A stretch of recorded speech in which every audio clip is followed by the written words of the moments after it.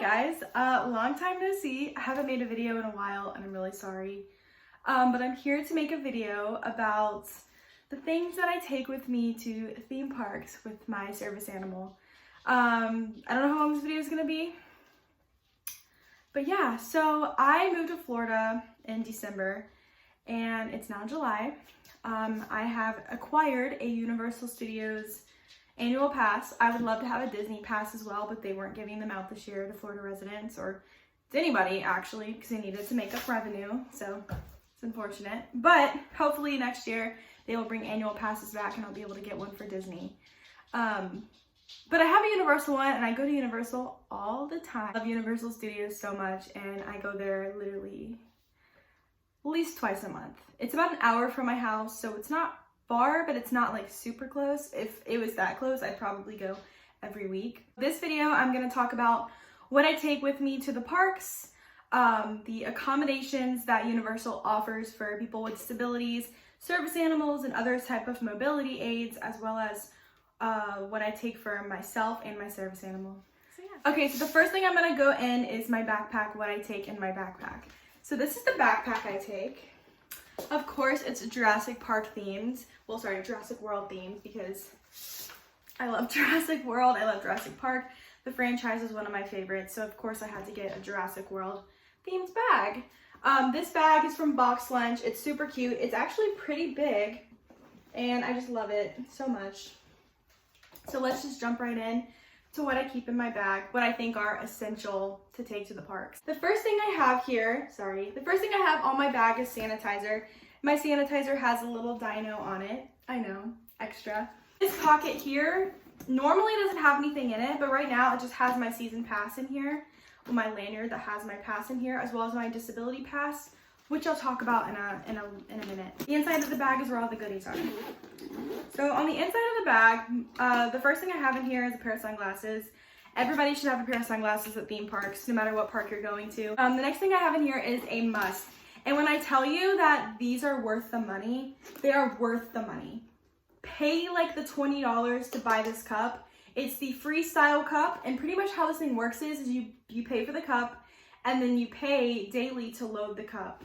Well, to use the cup. So it's like $16 a day, which sounds like a lot of money for drinks, but when you really think about it, like to buy a bottle of water at Universal Studios, it's like $4.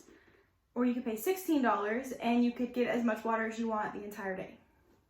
Or Coke, or tea, or lemonade, or you can even put slushies in here.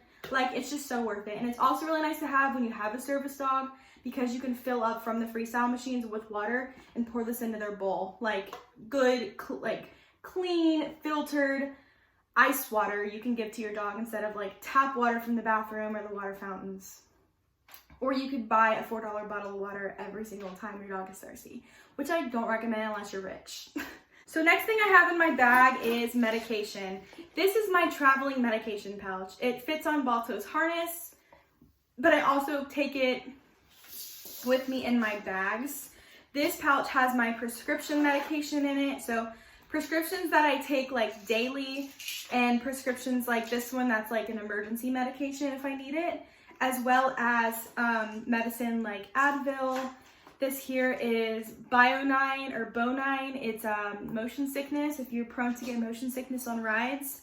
And Universal has a lot of simulations that do really make you dizzy. Even if you're a perfectly healthy, able-bodied person, you're probably gonna get motion sickness. So it's really nice to have some medicine with you, whether it's prescription, over the counter, like I highly recommend taking it. Now, Universal, Disney World as well, they have first aid places where you can go and get treatment if you need it. But I just personally find it easier and more convenient when you have the stuff with you that you know that you need, or that you know you're gonna need, or anybody in your party might need, which everybody can get motion sickness. Everybody can get a headache or sore feet or achy legs. Highly recommend taking medication. Next thing I have in here is another pouch. This is full of feminine products, because if you're a girl, you know about that time of the month. This has all of that in here, as well as wipes, things like that. So if you or anybody in your party, or honestly anybody in the bathroom, is asking for help, I always have this. This obviously isn't necessary, but I do recommend it because you never know. And then the last health related thing I have in here is I have a first aid kit. This is extra. You don't have to have a first aid kit. I like having one because you just never know. And I just have like Band-Aids and alcohol wipes in here. You can get this stuff at the first aid center if you really need it, but like I said, I'm overly prepared and I like to keep it with me. The disability pass is amazing at Universal. I'm sure Disney has a very similar process. I just haven't been to Disney in a while with my service animal, so I can't speak on behalf of Disney. I'm only speaking on behalf of Universal Studios. But this here is the Rider Safety and Accessibility Guide. It's full of every single ride, all of the guidelines, all of the accessibility, all of this stuff that they offer for people with disabilities. So whenever you arrive to the park, if you have a service dog or maybe you utilize a different mobility device or anything like that, go straight to guest services. You can go to guest services in the park or you can go outside of the park. I recommend going to guest services in the park. The lines to guest services are normally way shorter in the park because most people stop on their way in. So I highly recommend going in the park to guest services and tell them that you need an accommodation. They're gonna ask you they're not gonna ask you what your disability is, but they're gonna ask you, how can we accommodate your disability? And depending on your disability, you explain to them your concerns, maybe some symptoms you get, and how your time in the park for either you, your dog, your party can be, I guess, made better. So go to guest services, explain to them your situation, and then they will offer you some options. The first thing they'll give you is this. This is the Rider Safety and Accessibility Guide. I already said that. And it has a list of every single ride in both Universal Studios and Islands of Adventure. It doesn't include Volcano Bay, so that's a whole different park.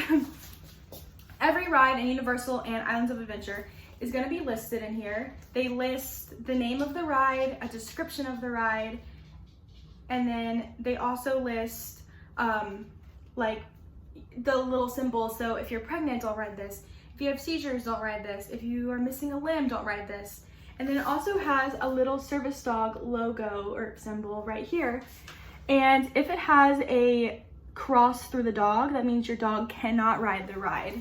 Now, some of the rides do allow the dog to ride the ride with you. Like, for example, if this symbol is like this, there's no X, like a red line through it, your dog can ride the ride.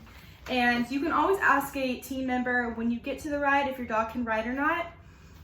If your dog can't ride the ride, they can offer to have somebody in your party hold the dog, or you can use a kennel. So for my instance, if I'm traveling alone and I want to ride a coaster, my dog has to go in the kennel because he can't ride the Hulk.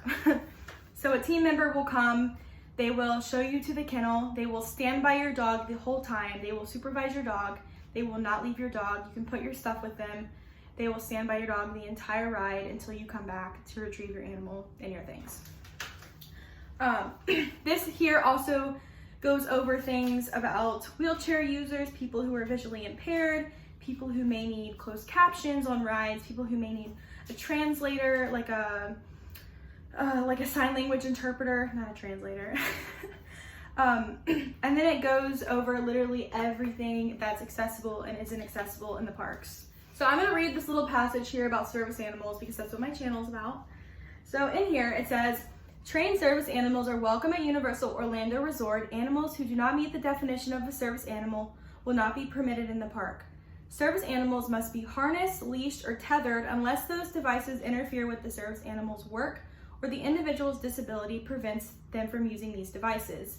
In that case, the animal must maintain control, the individual must maintain control of the animal through voice, signal, or other effective controls.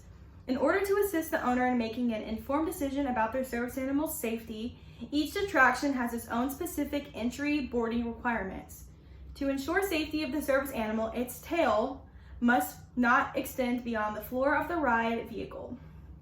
Please consult the listing, all of these pages here, for each attraction in this guide for more information.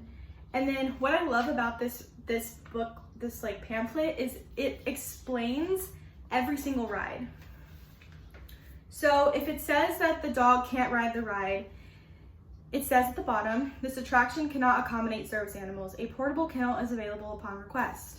Now, if the dog can ride the ride, then it says something like, let me find one. Okay, so like this one. This says, this vehicle has minimal to adequate floor space. There are no side barriers for containment. The vehicle has multi-directional motion and abrupt directional changes. This attraction also has stationary seating directly adjacent to the ride area, which has adequate floor space. This attraction has loud noises. So it literally explains what happens on the ride, so you know how your dog might act in that. Like if your dog's in training, you might not want to put them on this ride. Like this one says, this vehicle has minimal to adequate floor space and has adequate side barriers for containment. The vehicle moves through a show building with multi-directional motion and abrupt directional changes. There are loud explosion noises, simulated military combat effects, and overhead water effects. So I love this because it tells you how every single ride is gonna be and what's gonna happen. So if your dog has never been through something like this, then maybe you could ask for the kennel instead of having the dog ride the ride. So this is a must. Highly, highly, highly, highly, highly recommend you grab one of these. Also, get a map if you've never been, because it has all the bathroom locations on here. The potty breaks for the dogs. They're marked with a little service dog logo. So you can pick these up at park entrance, or you can get them from guest services. So another thing with guest services is the attraction assistance pass. The attraction assistance pass is designed to allow you to not wait in the regular queue, but still be able to ride the ride. So it looks like this, it's orange, and it has all the information on this side. On the back, it has all of this area where team members can fill in the ride, the ride times. So what you do is you take this pass up to a team member at the entrance of a ride, and what they'll do is they'll fill it out for you. And say if you show up to ride a ride at 3:30 and the wait is an hour long, they're gonna write on here to return in 1 hour. So you still have to wait the same amount of time, but you don't have to wait in line.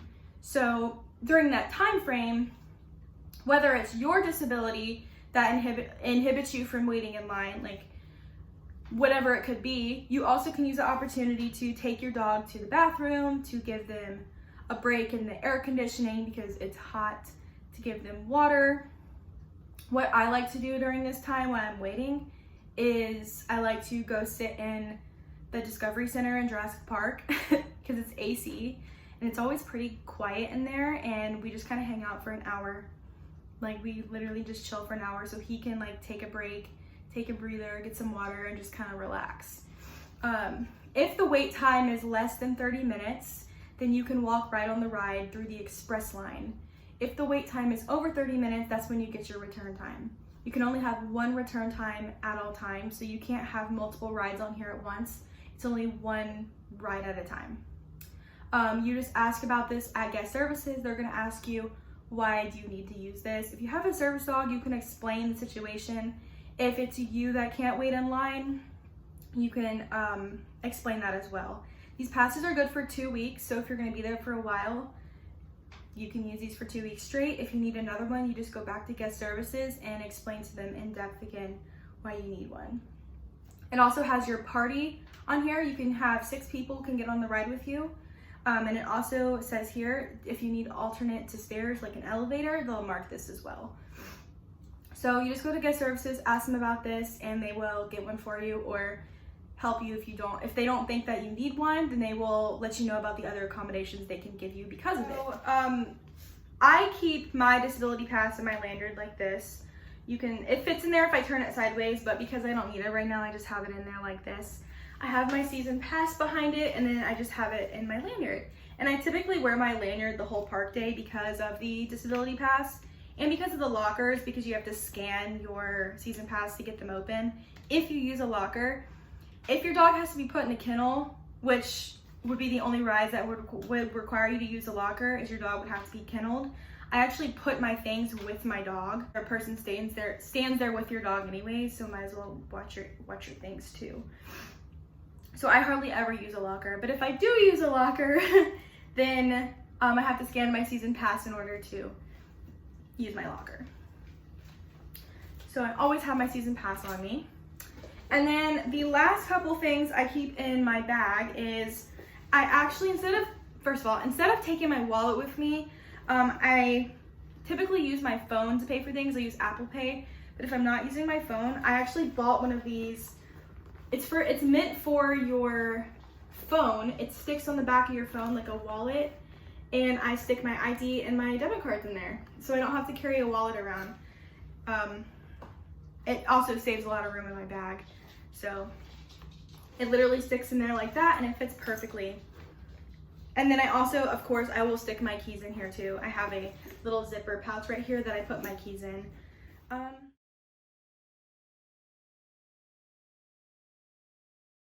So that's what I take with me in my bag. Now I'm gonna move on to my mobility device that I take with me also. Okay, so the other thing that I take with me to the parks is a walker. It's a walker that's on wheels. I guess I should have explained it a little bit better in a different angle, but I have a walker that has wheels on it. It has a little seat on it and a little compartment to put things in. So I use this for mobility, especially on a hot, long walk park day. Mobility devices are so important because I don't rely on my dog for mobility. That's just not what he does. That's not his job. But I do have mobility problems. I just don't utilize the service dog for mobility. So I'm going to flip the camera around and show you guys my walker and what I put in it and how I use it. So this is what my walker looks like. It's like a burgundy color, and it has a little seat here. And inside the seat is where I keep my dog's things. So in here, I have a raincoat in case it rains because it's Florida. I have his training collar in case we need to use it.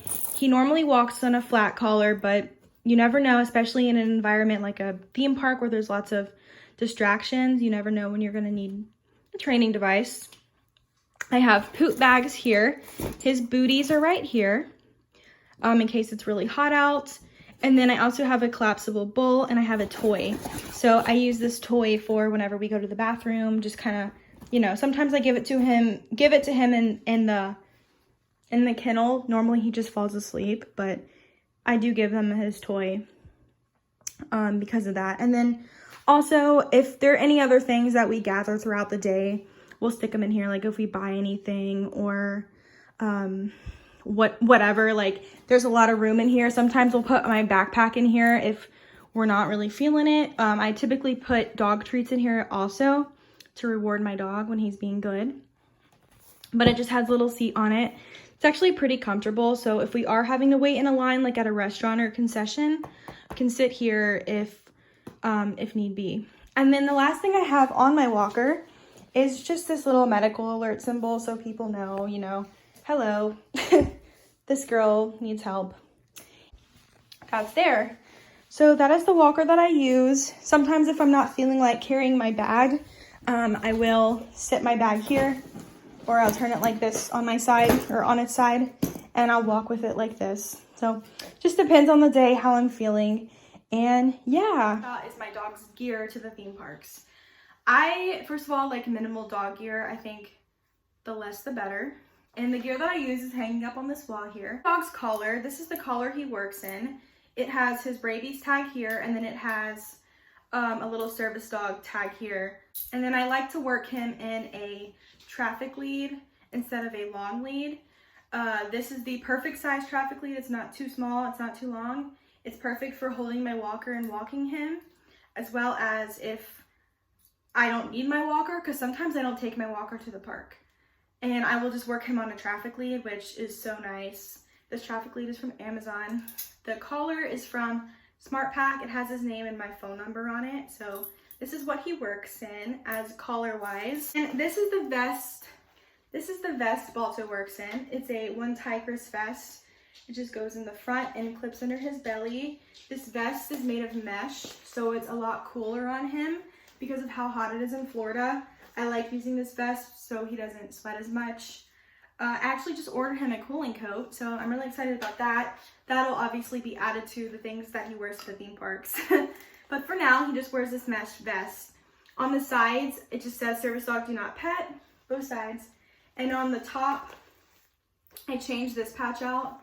I have the seizure alerts, do not distract, stay back with the little symbols on it. And right now I have a Hulk patch on it. This is running on Hulk mode. But I have another patch that is literally the Jurassic Park logo that I also put on here. So yeah, so this is literally all Balto works in. He does wear his shoes if it's really hot out, but other than that, that's all he works in. I absolutely love going to Universal Studios. They're super accommodating. I've met some really awesome people. Some team members are super sweet.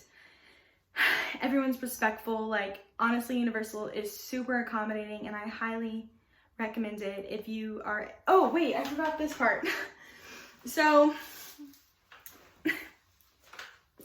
I know Universal is not Disney World, but I did make Balto some ears, which, like I said, they are Disney related, but they are actually Jurassic Park ears. They have little Jurassic Park symbols on them, and on the back, just this one says evacuate, the little dinosaur. I don't always take these, but it's fun to like take a photo of him with these little ears on. So normally these sit inside of my walker as well. I forgot about these. But yeah, so I really love Universal Studios. If you guys are ever in Florida and can make the trip, I highly recommend it. They're amazing. 10 out of 10. So yeah, I hope you guys like this video. If you want to see like a vlog at the park, my friend and I are taking our service dogs to Universal here in a couple weeks, and maybe I can vlog our trip. So bye guys, thanks for watching.